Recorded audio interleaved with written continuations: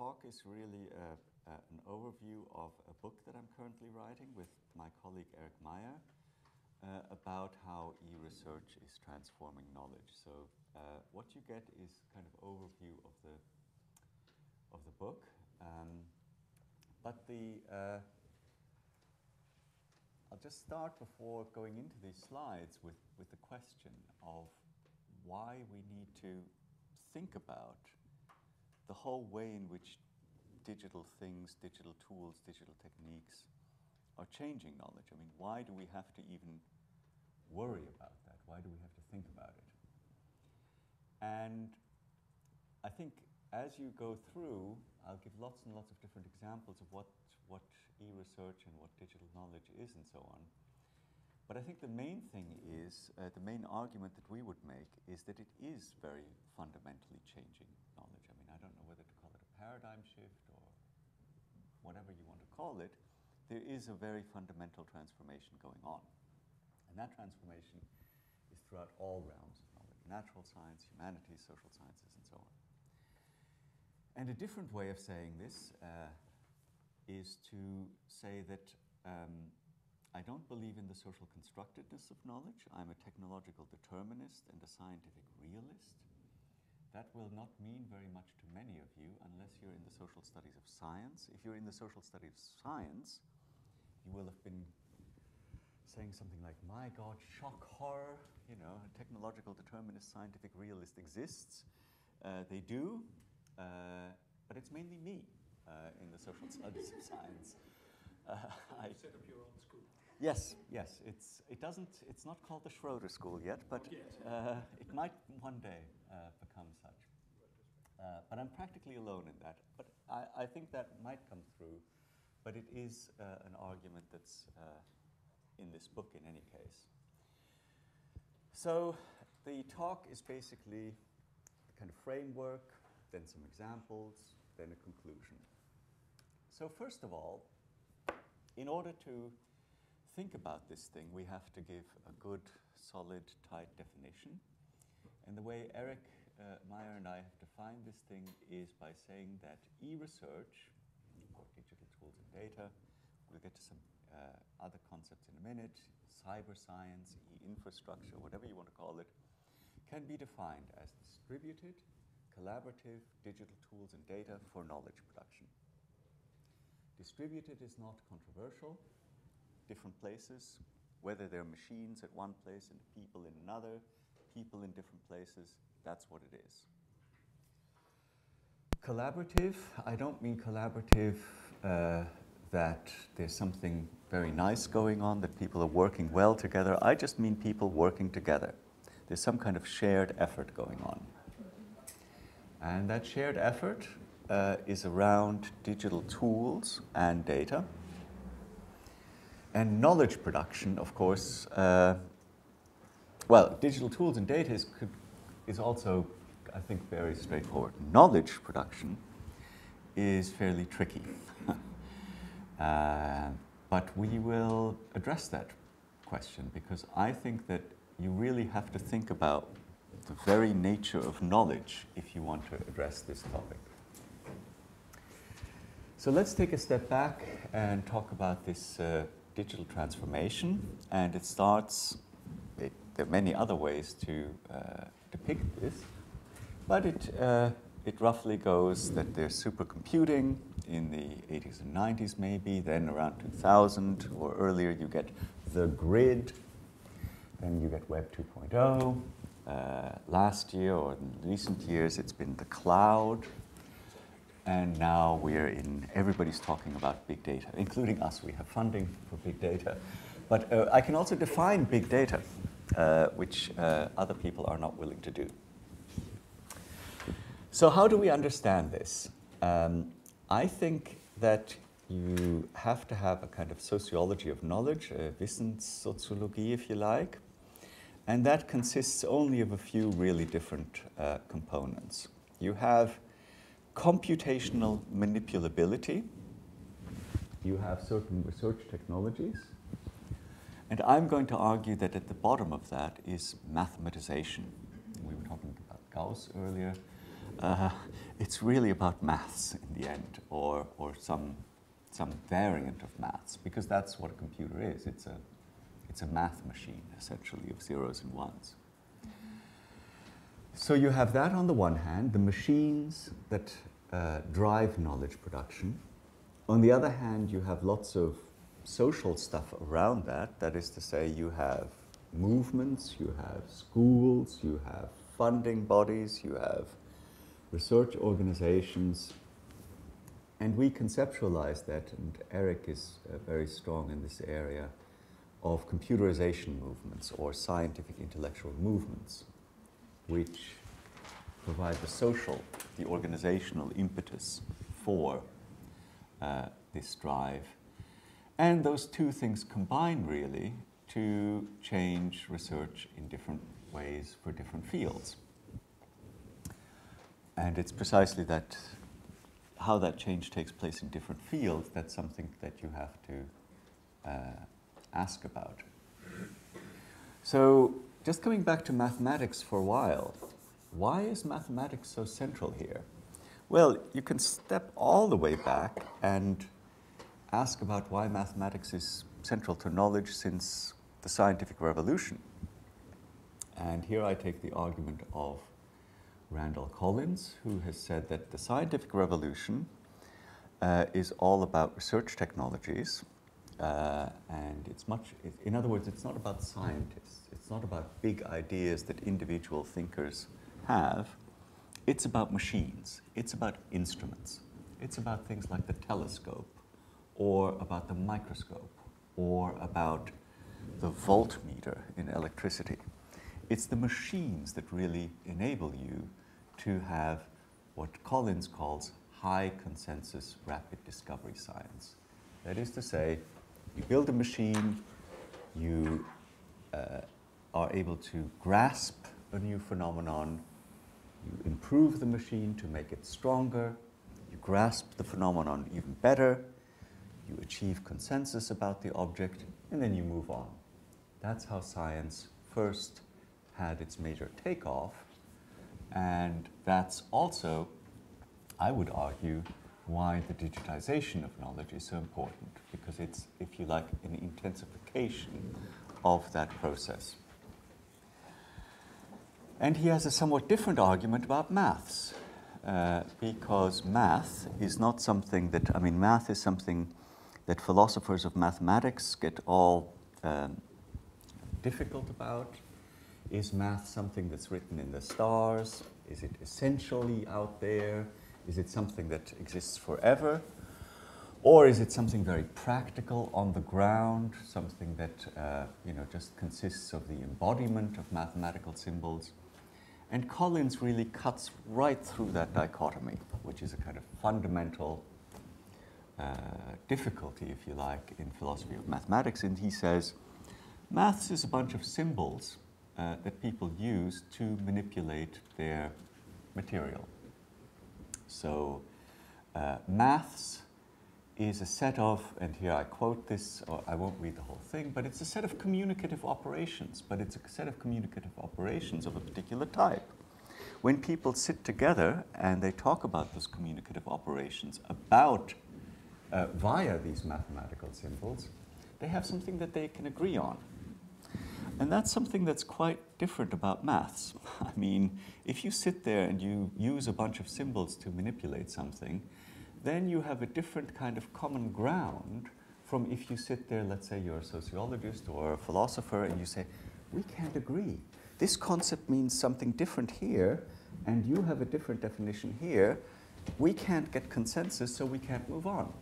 Well, with mathematics, that's quite difficult, because 1 + 1 = 2, and that's the end of the story. And if you have that as a common ground, then you can use those to move on. Now, all these things are things that Collins and I argue. If you were a sociologist of science, at this point you would be saying, oh my God, no, 1 + 1 = 2 is socially constructed, it's political, it's economic, and so on. I say, and Collins says, no, actually it's a set of communicative symbols that people can get common ground about and move on with. Now, I say that in a somewhat lighthearted way, but the serious point here is that simply we have more power. I mean, digital research means nothing more nor less at the kind of ground level than having these machines. And remember this diagram here, right? So now we have machines that can do maths in an essentially infinite way. I mean, let's get back from the scientific revolution all the way straight to my students. Last year we have a master's degree in social science of the internet, which, by the way, we have very good German students taking every year. So please send us more. They seem to know what they're doing. That was an advertisement snuck in here. But anyway, last year half the master's thesis were about analyzing Twitter. And Twitter consists of huge amounts of data, right? And consists of, and if you do research about that, what you're doing is crunching a lot of data about Twitter. Well, people say in a lot of these Twitter articles that, you know, wow, we have these massive amounts of data, terabytes or whatever, zillabytes or whatever it is now. And, you know, that must be so difficult to analyze. Well, what my students do is they get all these software packages and they rent some space in the Amazon cloud and they crunch these data and they analyze how Twitter works. So you have an infinite mathematization machine in your computers or in the cloud, and you have the tools to analyze these massive data sets. That's essentially what digital research is all about. So from the scientific revolution all the way to my students who are intensifying that revolution, that's essentially the argument that I'm making. So I've already been through this. So the components here are research instruments. The other thing that you need in order to have a common focus, which social scientists and philosophers and humanities scholars don't always have, sometimes have, is that you need a community that focuses on these tools, that focuses on these symbols, and that uses those in order to, again, achieve agreement and rapidly focus on the same thing and move forward. And it just so happens that we have the theorist of how this happens sitting right there, Jochen Gläser, who in his book, what was the name of the book, please, Jochen? Wissenschaftliche Produktionsgemeinschaften, exactly. So, you know, you can have a very sociological approach to this. You have these wissenschaftliche communities, they have the tools, and importantly, they have a common object. They have this object that they're all focusing on, let's say Twitter, let's say the collected digitized works of whomever, let's say they have some other digital data from CERN or something like that, if they're physicists. They have a common object. They have the machines that are able to manipulate the data from those objects. And this focus enables them, or for example, when they're studying Twitter, they all do the same kinds of analysis about the same types of data, and they have the machines to do it.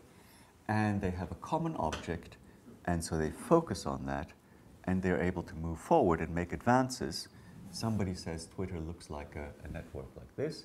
The other person says it looks like this. Let's test it. Let's move forward, and let's look at this object together. But they are able to move forward. So, and you can also talk about this.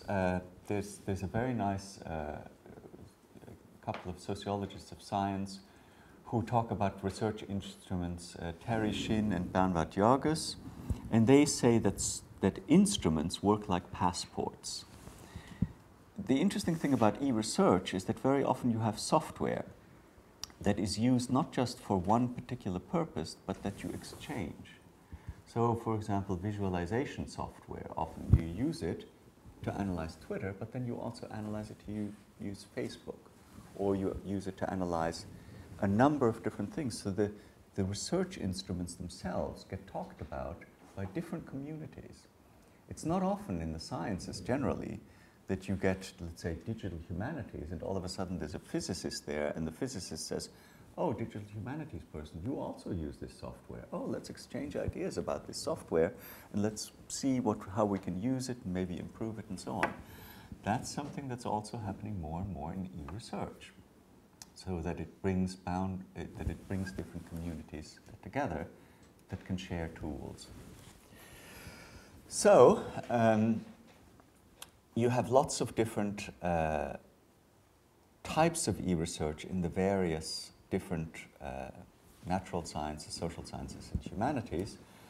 So let's look at a whole bunch of these. And we've studied dozens of these projects over the last few years. We've had funding to study these, to do research about these projects via surveys, via interviews, via desk research, and so on. And I'm not going to be able to get through this because otherwise we would miss lunch. But, I mean, I can talk very briefly about these, and then you can ask about them later. So, the genetics, this is something that Eric, my co-author, worked on for a long time. You do statistical analysis of certain diseases and correlate them with genetic predispositions, in this case bipolar disorder.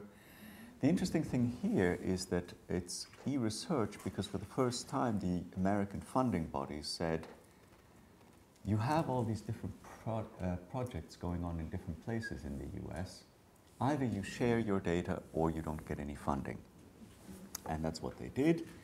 And so they were able to enhance the statistical power of this type of research, which is still ongoing and is a distributed network.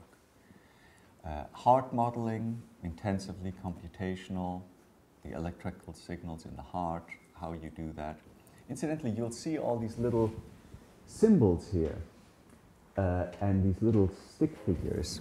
I won't go into it, but basically we have a kind of model which refers back to that those ideas I had about organization and refers back to the definition of e-research, which basically shows you how these different groups, these stick figures, work together or singly to put data into a common pot, so to speak.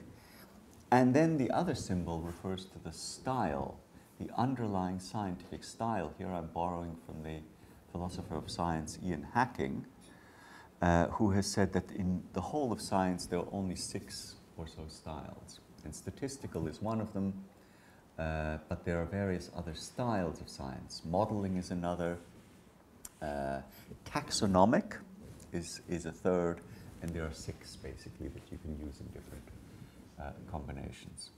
But so this is crowdsourcing, astronomy. Some of you will probably have come across this. This Galaxy Zoo is also a very good example of what I call this passport-like nature of software. Because this software, which was initially used to engage the public in identifying, well, in this case, galaxies, has now been used in something called Zooniverse, where other projects have used the same software to crowdsource other types of research, including weather research and so on. Physics is, of course, the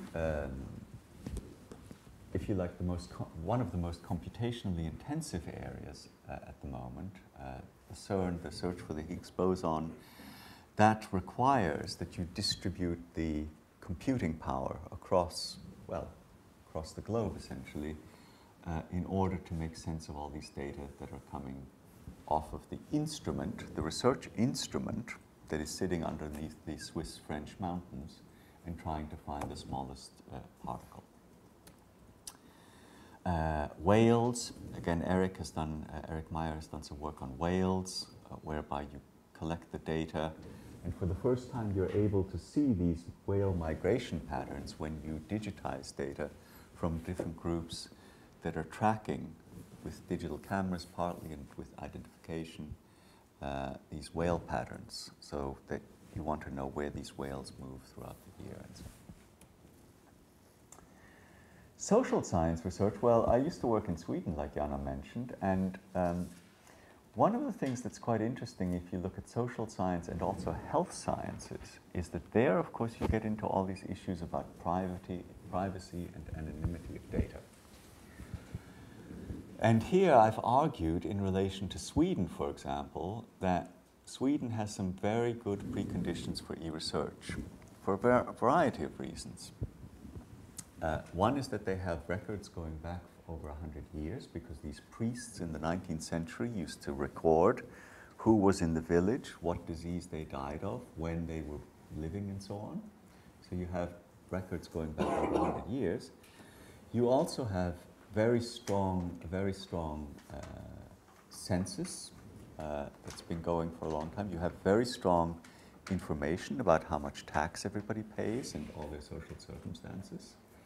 You have very good health research, but above all, you have very strong privacy and other information laws. And if you ask the researchers what's the actual key to driving forward this area of research, it's the trust of the population that they see as crucial, because you need for the researchers to be trusted and for the government to be trusted to collect the statistics, and for the population to trust both the government and the researchers. And that tends to be the case in Sweden for various reasons more than in other places.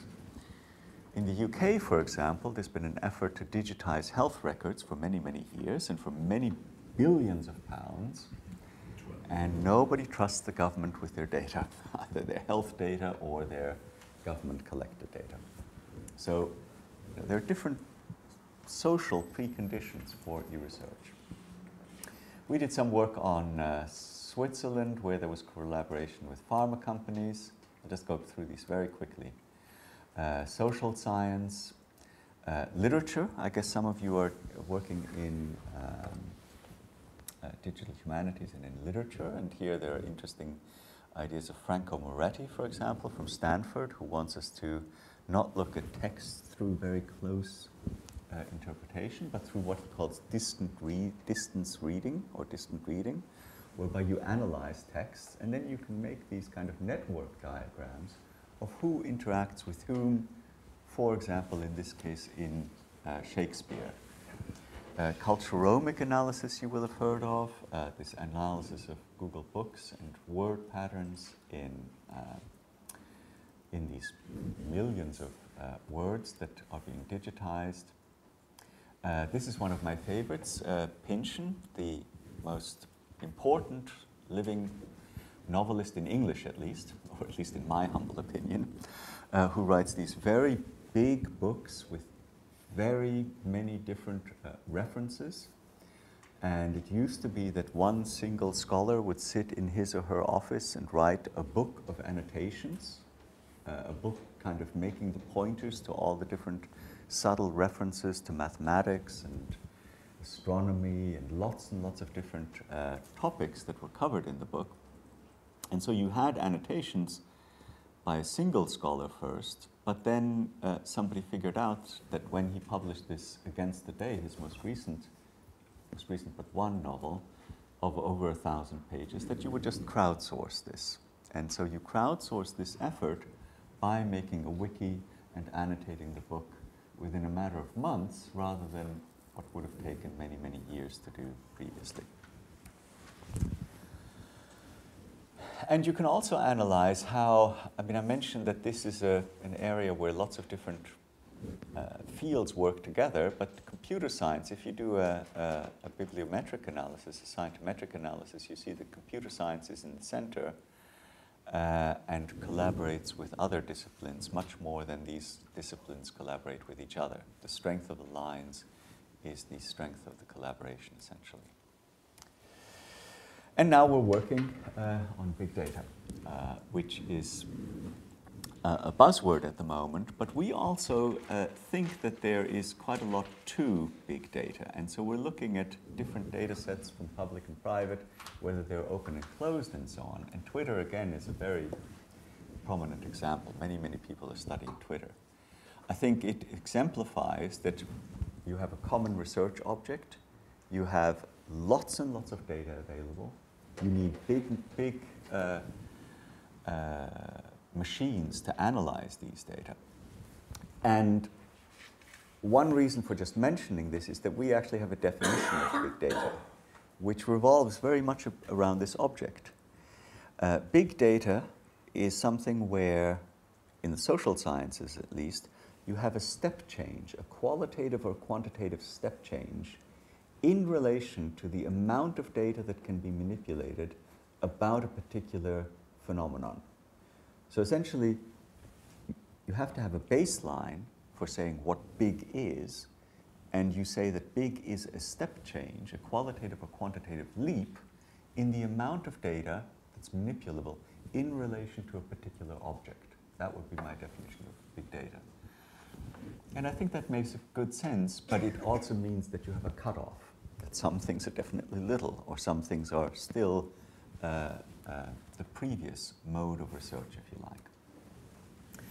So, I think I have about 10 more minutes. So I apologize, I've gone through lots of examples. These aren't the only ones we've studied. We've studied many, many more.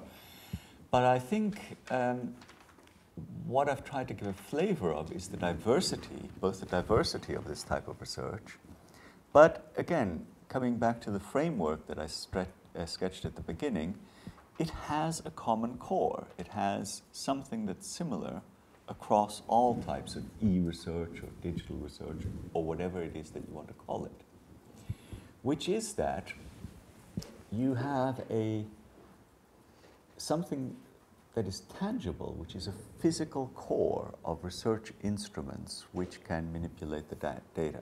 And that physical core is the machinery, is the software. I mean, software could be seen to be non-physical, but of course it is also physical. It's electrons that are kind of needed to work inside the machine. And you have these more powerful machines.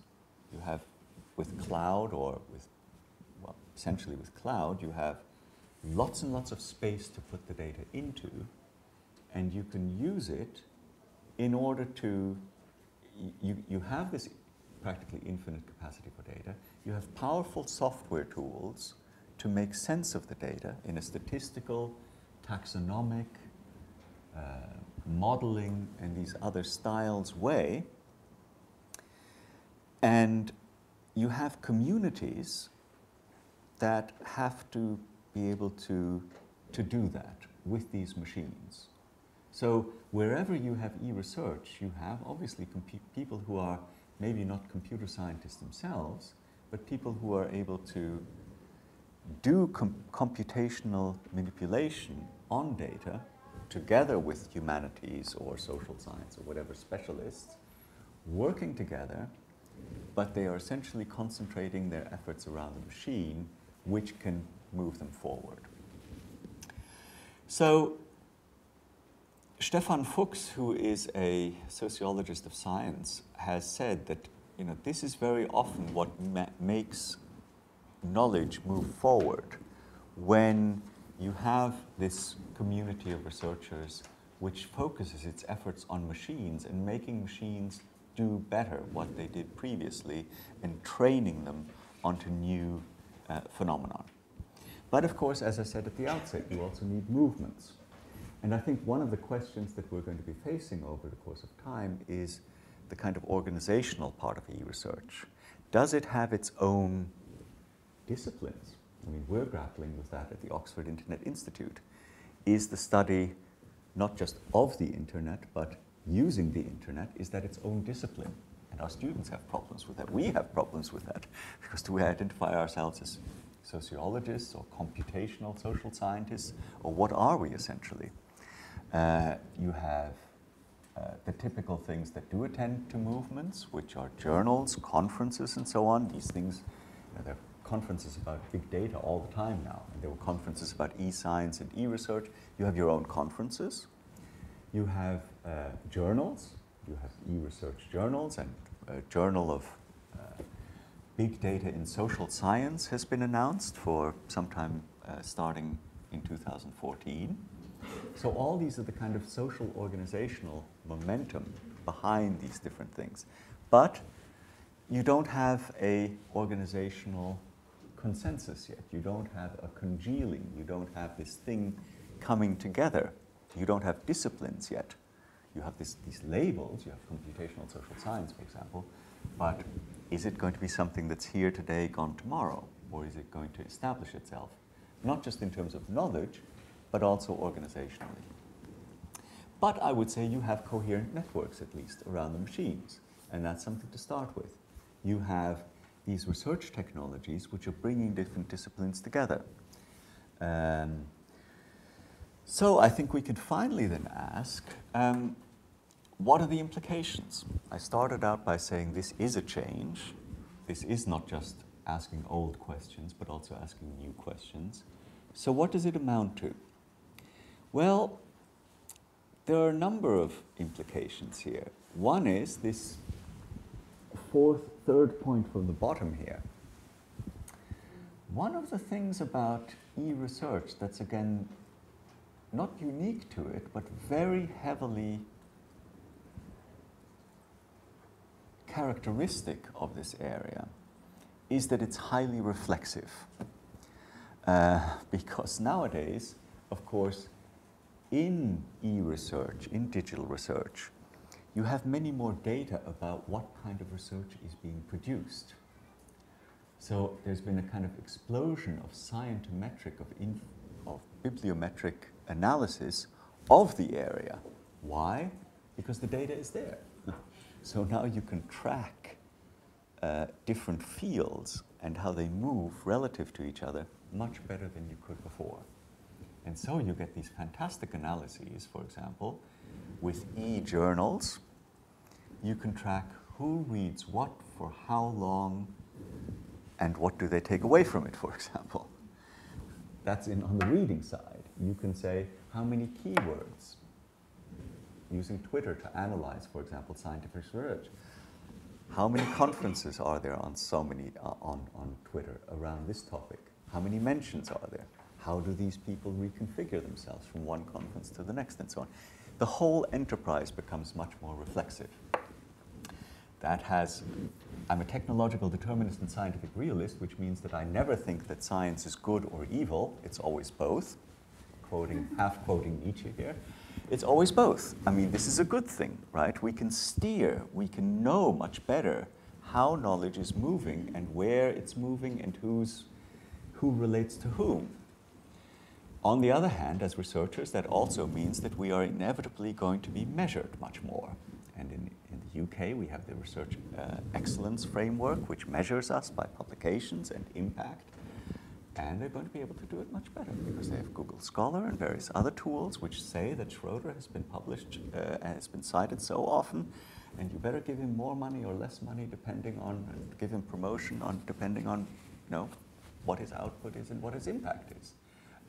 And that's the case for individuals, and it's the case for fields and for departments and so on.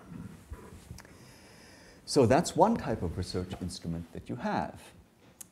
At the same time, of course, we should beware of saying that this is a limitless kind of change, because it's focused in certain areas much more than others, which have much better data than others or better tools. And in any case, we only have so many researchers in total. We only have so many researchers in this area, and they have to focus their attention somewhere. And my students, for example, the previous year, they were all analyzing Facebook because that was the latest thing. Last year, they were doing Twitter. Now they're going to move on to something else. In other words, researchers' focus changes over the course of time, and there's a limited attention space on what everybody in total, so to speak, can focus on. So some more conclusions, or restating these conclusions in a different way. You have increased reflexivity about the very research projects. You also have the boundaries shifting between science and society, because some of the projects that I mentioned, crowdsourcing and so on, nowadays people, of course, research themselves and their health and all these other things much more because they can get access to the knowledge out there. They are much more sometimes checking up on the results of researchers, because researchers should put their knowledge online, should put it out there, should make it publicly accessible, not just in closed journals, so that the public gets to check up on us, in certain parts of research at least. And disciplines become more porous vis-a-vis each other.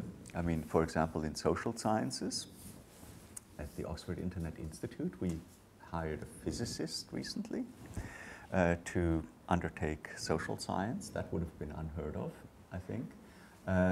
People are engaging in a bit of imperialism. The physicists all of a sudden think that they can do social science better than social scientists, and vice versa, maybe. Social sciences influencing physics.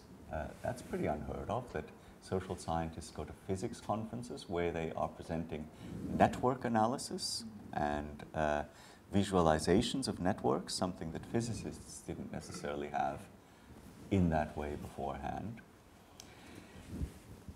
In total, knowledge is driven towards greater computational manipulability and aggregatability. And what I mean by aggregatability here, which probably isn't even a word, but it's a good way of summarizing this, means that you can put all this stuff much better together.